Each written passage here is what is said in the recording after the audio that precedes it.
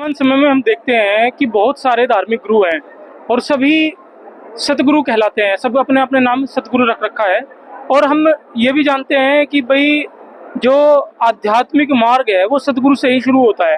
तो आप बताएं कि भाई सतगुरु दरअसल है कौन और उस परिभाषा में कौन फिट होता है।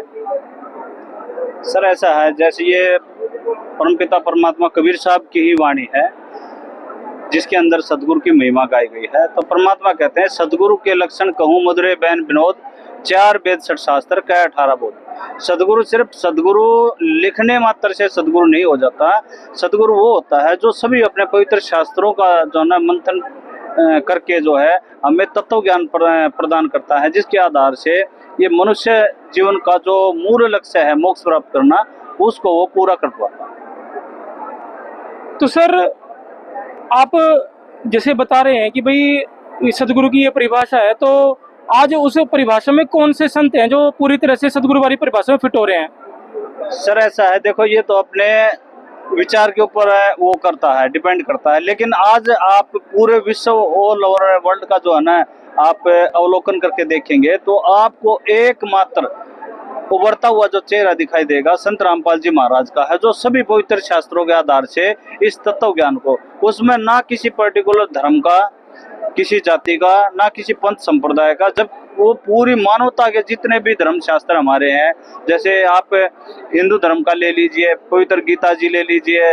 वेद और पुराणों का भी जिसमें सहयोग है, साथ में गुरु ग्रंथ साहिब जो सिख भाइयों का है, और कुरान शरीफ, बाइबल, और जैन धर्म के भी इतिहास, और बुद्ध का जो भी उन सभी पवित्र शास्त्रों से निष्कर्ष निकाल के संत रामपाल जी महाराज वर्तमान में दे रही है। और साथ में एक बात मैं और बताना चाहूंगा, तो ये सारा जो भी हम कुछ बोल पा रहे हैं हमारे गुरुदेव संत रामपाल जी महाराज की दया से, क्योंकि उन्होंने ऐसा तत्व ज्ञान प्रचारित और प्रदर्शित करके अपने बच्चों को दे दिया, हम अपने अपने उनके शिष्यों को दे दिया, कि उसके आधार से हम बोल पा रहे हैं। क्योंकि जैसे एक वन होता है, एक जंगल होता है, उसके अंदर वो बहुत सारे जड़ी बूटियों से भरा रहता है, लेकिन आम इंसान के लिए तो वो एक सिर्फ जंगल है। और कोई वैद्य जो होता है ना, वो उसके अंदर से जड़ी बूटियों को छाट के और उसमें से औषधि निकाल के, और जिसको पीड़ा हो रही होती है, मतलब उसको जो है पीड़ा रहित कर देता है, उसकी दवाई बना देता है। इसी प्रकार से हर इंसान को जन्म मरण का जो ये रोग लगा हुआ है, इसकी दवाई एकमात्र संत रामपाल जी महाराज के पास है। और उन्होंने सभी शास्त्रों का अध्ययन करके सभी शास्त्रों से वो मूल ज्ञान निकाल के हमें दे दिया है, और पूरे मानव समाज का उद्धार हो रहा है। और जो संत रामपाल जी महाराज द्वारा लिखित पुस्तक ज्ञान गंगा है, उसको पढ़ पढ़ के लोग जो है ना अपना कल्याण करवा रहे हैं। सर क्या आप इनकी बात से सहमत हैं। हाँ जी, बिल्कुल सहमत है जी। मालिक क्या कारण है जो आप इनकी बात से सहमत है। सहमत ये है कि जी देखो, हमने संत रामपाल जी महाराज का ज्ञान सुना है, और बहुत अच्छे से हमने देखा है कि देखो, हम दूसरे संतों से जब जुड़े हुए थे, हमने उनका भी देखा था कि भी वो लोग जो सिर्फ एक जैसे कहते हैं ना, सुनी सुनाई बातें होती थी, सुनी सुनाई बातें करते हैं।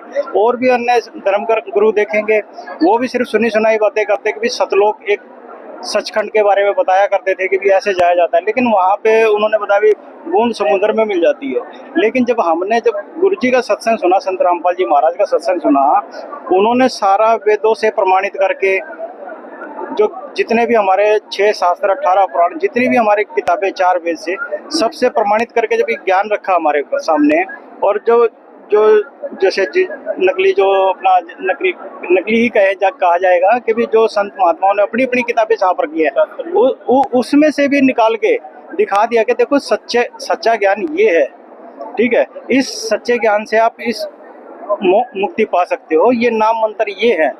क्योंकि जो गीता जी के अंदर जो बताया गया ना, भी देखो तत्वदर्शी संत की पहचान भी बताई गई है गीता जी के अंदर। और गीता जी के अंदर जो ओम तत्सत का ये कोडवर्ड है, जो ये सिर्फ संत रामपाल जी महाराज ने खोला है, और इसको खोलने के लिए कोई है ही नहीं है। उसमें जो प्रमाण भी दे रखा है ना, जैसे 15वें अध्याय के जो पहला श्लोक है, उसमें 1 से 4 तक में कि भी तत्वदर्शी संत की खोज करो। ठीक है, और वो जो तत्वदर्शी संत है जो मूल सहित बता देगा। जैसे अभी भगत जी ने बोला है कि भी जंगल तो सभी को दिखाई दे रहा है वो, लेकिन उसमें जो मूल जो जड़ी बूटियां होती है ना, वो सिर्फ जो पहचान करने वाला है ना, वही निकाल सकता है। तो ये जो हमारे शास्त्र हैं, ये सारा एक तरीके से जंगल है।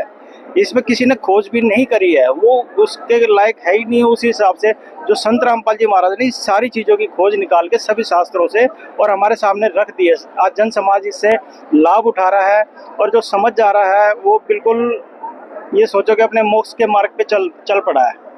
ठीक है जी, इस चीज़ से हम इस बात से सहमत हैं। धन्यवाद सर।